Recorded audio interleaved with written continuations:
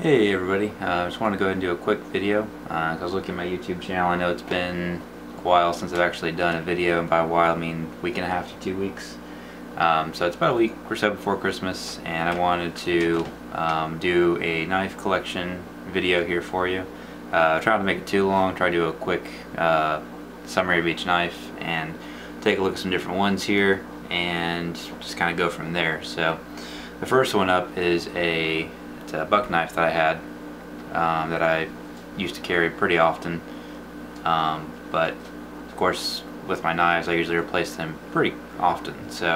But this is one that is now called the Buck Tempest. This is actually a different type of knife. It's got a partially serrated edge, and I really like the cuts in the aluminum here. It makes it really lightweight and easy to carry. Obviously, as you just saw, it is spring assisted. The belt or the pocket clip is only on one side. You cannot switch it. So some people think that might be a negative side. I always carry my knives on the right pocket anyway, so it's not a huge deal for me. But it's definitely a knife that I enjoyed, and it's really good quality. It's usually around $50 or so depending where you go to shop for it. Afterwards I got another one here, which is also, it's not a buck knife, but it is spring assisted. It's by Columbia River Knife and Tool. I really like their knives because they have a lot of weight to them. Again, as you can see, right side carry, and this one you can change the pocket clip to any of the 4 points on the actual knife. I like the finger grooves here. This one is also spring assisted. Really great knife. This one's a CRKT Spark, Columbia River Knife and Tool, and this is a new camera, so I'm wanting to test out the focus and everything, see how well it appears, but looks like this might be the best angle or clearest image for you. So, but it's got a liner lock in the center, as with pretty much all of my knives, I want to say, and it's also got a nice little lanyard hole in the back here. It's also got a safety switch on the back here that you have to pull this down, slide this in, and then close it, and then there you go. But the knife in general, real nice knife. That was my most recent carry, and you can see on the side there, possibly it's a Fire Spark. It's the name of the model there.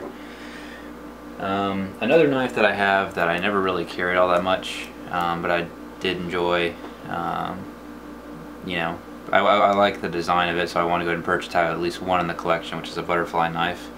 Not really any particular brand name. A lot of butterfly knives are overpriced for something I never carry. This one's just a nice stainless steel with marble inlay in the handle here. Paid I think about $40-45 or so at the time for this one. Just a single latch, nothing special about it, just a standard butterfly knife. The one that I currently carry, and you might have saw this in my other video, is the Columbia River Knife and Tool. It's the M21. It's not spring assisted, but it's really smooth operation and really needs to be cleaned. Should have done that before the video, but this one here is one I carry every day, and I use it to open packages and things like that. It's got a Carson design, and you can see there's the M21. It's the make, or the design rather. Again, I went back to partially serrated edges, but it's kind of like not like your standard saw edging. It's more kind of like a curved edge. Real big knife. I like the little flippers here on the side, so it's got that, you know, like a guard type thing to it. Nice and heavy. Again, I like the heavy knives, I like the larger knives, and this one has the same type of safety on the back, so even if you try to unlock it, you can't close it. You gotta flip the safety, which some people don't like, but you can get it open quick. Closing it is not as big of a concern as closing it quickly. So, plus a little bit of practice, you can do it with one hand anyway, so not a huge deal. The other knives here that I'm looking at, these are ones I don't carry, but they're ones I have in my collection, and they are, I guess some of them are like a special purpose. This one here is a cold steel knife that I have. I really like cold steel, but just with the pricing that they have, a lot of times I can't bring myself to spend as much money on their majority of their knives. But this one is the Spike. They have a lot of different versions of this model. It's got a nice corded handle here. Just one solid piece of metal, sharp. Obviously, you're not going to be using this for anything else other than puncturing. But it's a really nice knife, really sharp knife, got a really great point and a really thick spine on the back. So I mean, you can also put some paracord in the back here if you wanted, so in case it slips you can get some extra grip on the back. But definitely a one purpose only type of knife, but I really enjoy it. Really nice blade on it. Actually, I'll leave these out here so you can kind of see them as I continue. The other one here is also made by Cold Steel, very similar in a way as far as the construction. This here is the Safekeeper, and again they have a lot of models here for the Safekeeper, but this one here is again one purpose only. And this is the, to be specific, this is the Safekeeper 2. They have, I think, 3 or 4 different versions, varying lengths and widths. I think this is the largest one. Again, this is just simply a push knife, so you'd use it in combat or incapacitating people, if you want to get in detail about it, which I prefer not to do in the videos. But definitely one hit of this into the kidney, and that's pretty much all she wrote. So again, not something you would carry every day, and hopefully something you'll never have to use, but again, in a knife collection it is a weapon. So you know, these aren't all butterflies and rainbows, but that's essentially what this knife would be for. Another one, kind of going back here again into the Columbia River Knife and Tool. This is a survival fighting knife, whatever you want to call it. It's got a nice compartment here. It actually came with this sheath. It's got the clip here so you can attach it on your leg on belts. It's got some paracord, nice fasteners. The knife itself, while I'm making a mess of everything else on the table, it's a really good knife, standard length, it's about 12 inches. Got a really good sturdy blade on it. It's got a tanto edge, so it's easier to sharpen, and you don't even have to use this knife for prying, because on the bottom here you can use this as like a pry bar, so you can just kind of put it in something and then try to pull it. Granted, you don't have only so much, or you only have so much leverage as you can get from it, but it still works really well.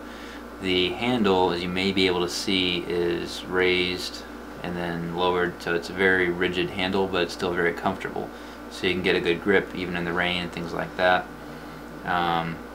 It's really good. It's a really good blade. Again, all these blades pretty much have some sort of usage, but yeah, this one would be pretty much the largest knife that I have in the collection. And the last one here, it's not really a knife, but it is a bladed weapon. It's the SOG Fast Hawk Tactical Tomahawk. They make a couple different models of the Fast Hawk, or the Tactical Tomahawk. This one's the Fast Hawk. Minor differences. Primarily it's a stainless steel. I like blackened stainless on my knives and my bladed weapons, so that's why I went with this one. Got a lot of really good features in it. Obviously, primarily it is a tomahawk, which I'm not really an axe or a tomahawk person, but this one's pretty small and it's got some pretty good weight to it. It is top heavy. It's definitely not balanced. This down here is all really type of polymer, or a different type of grip here, and it's definitely not a full tang, so the metal stops here. So, but I mean, the extra weight on top helps you with some extra force. But it's got some cutout holes here to make it a little bit lighter. Obviously, you got your